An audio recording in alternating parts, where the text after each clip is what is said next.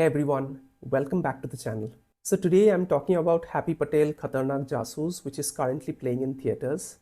Now on paper this sounds like it could be a wild, fun ride, a wacky madcap comedy with Veer Das at the helm, both as director alongside Kavi Shastri and as the lead actor. Going in, I had high hopes. I mean, when you hear madcap comedy from someone as talented as Veer Das, you naturally think this could be the next Delhi Belly, right? Unfortunately, what we got instead is a film that's neither particularly clever nor all that enjoyable. It's one of those movies that just doesn't land, and that's a real shame because there was so much potential here. Now, let me be clear, madcap comedies can absolutely work wonders when they're executed well. Think about the films that have nailed this genre in the past. They're sharp, they're witty, they know exactly when to push the envelope and where to pull back. But Happy Patel feels like a collection of scattered ideas rather than a cohesive narrative. While writing this, I imagine Veer Das probably thought, this is smart and this is going to work. But I don't blame him for that confidence. The problem is, somewhere between the concept and the execution, the film lost touch with what Indian audiences actually respond to in comedy. And look, I'm not saying Veer doesn't know how to write or create humor. The man's a phenomenal stand-up comedian who's performed to sold-out crowds worldwide. He clearly understands comedy. But maybe this story would have worked better as a stand-up special feature rather than a full-length feature film, because the format just doesn't do justice to the material. That said, I don't want to completely trash the film because there are moments, small pockets, where it actually works. There's this particular monologue by Veer in the second half that genuinely made me smile. It was one of those rare instances where the writing clicked, the delivery was spot on, and for a brief moment I thought, okay, this is what the whole film should have been like. Let me give you the basic plot. So Veer Das plays Happy Patel, a 7-time failed MI7 agent. Yes, you've heard that right, 7 times, who gets sent on a mission to Panjore in Goa. His job? Retrieve an abducted scientist from the clutches of a dangerous don named Mama, played by Mona Singh. Now, Mama isn't just any villain. She's got a personal vendetta against Happy, which raises the stakes considerably. The mission is risky. The odds are stacked against him, but Happy is determined to prove himself and his spy fathers proud. That's the setup. Will he succeed?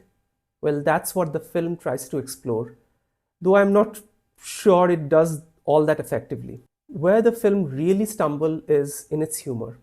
A huge chunk of the jokes revolve around mispronouncing English words to awkward Hindi to English translations. At first, yeah, it's kind of amusing, you chuckle at the absurdity of it, but then they keep doing it over and over again.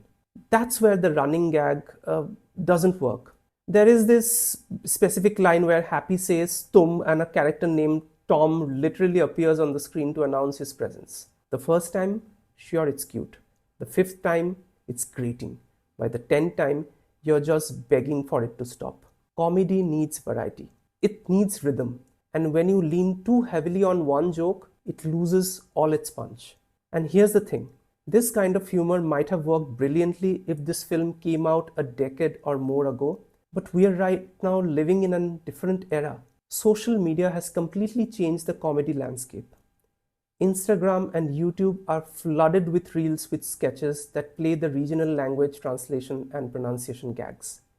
Audiences have seen it all before, probably in sharper, more creative formats. So when Happy Patel tries to build an entire film around this premise, it just feels stale and unoriginal. We have moved past this. The film needs to bring something fresh to the table, and it simply doesn't. Another issue I had was with the editing. The jump cut scene from scene are completely jarring.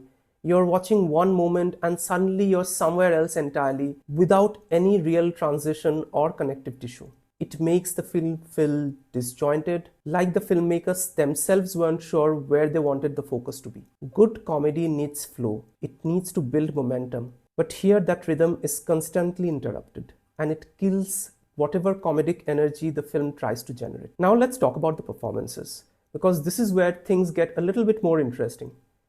Veer Das, to his credit, commits fully to the role. You can see shades of Austin Power in his performances, the exaggerated mannerisms, the over-the-top charm, and it works in certain moments. He's clearly having fun with the character, and that energy does come through on screen. Mithila Palkar is another highlight. I'm generally not the biggest fan of romantic comedies, but I actually enjoyed her character's quirk when she reflexively slaps anyone who touches her intentionally or otherwise. It's absurd, it's physical comedy done right, and she sells it completely. Those slapstick moments between her and Veer are genuinely entertaining.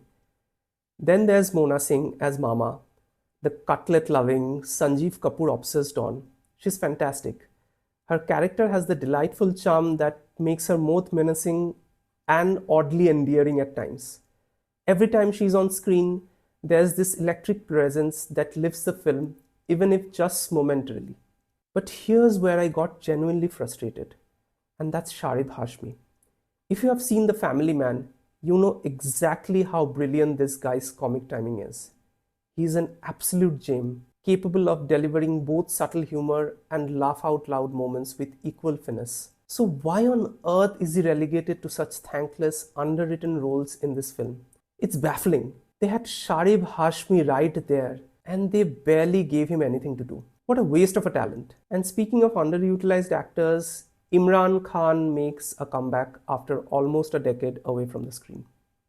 Naturally, I was excited to see him again, but this role is so brief and insignificant that it barely registers. There's no impact, no memorable moment, it's just a blink and you miss it scheme. And it doesn't leave a lot for us. Oh, and there's Aamir Khan shows up in a guest role using that same irritating voice he's used in multiple films before.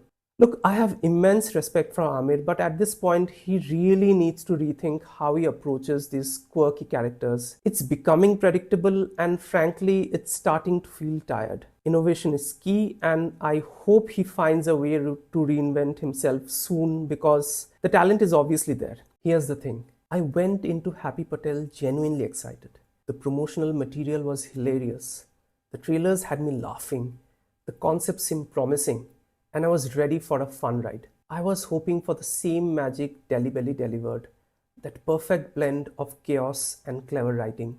But the final product just didn't deliver on that promise. I kept waiting for the film to hit its stride, to find its groove, but it never quite got me there. That doesn't mean that you won't enjoy it though. Comedy is incredibly subjective. What doesn't work for me might absolutely work for you. Maybe you'll connect with the humor in ways I didn't. Maybe those repeated gags will hit you differently. And honestly, I'd love to hear your thoughts. If you have seen the film, drop a comment below. What worked for you? What didn't? Did any particular scene or performance stand out? Let's get a conversation going. At the end of the day, Happy Patel for me feels like a missed opportunity.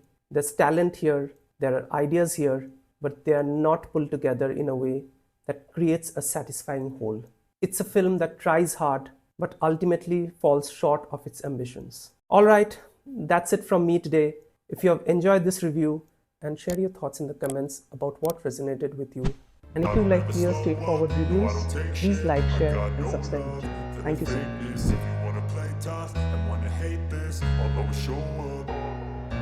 I don't ever slow up, no I don't take shit.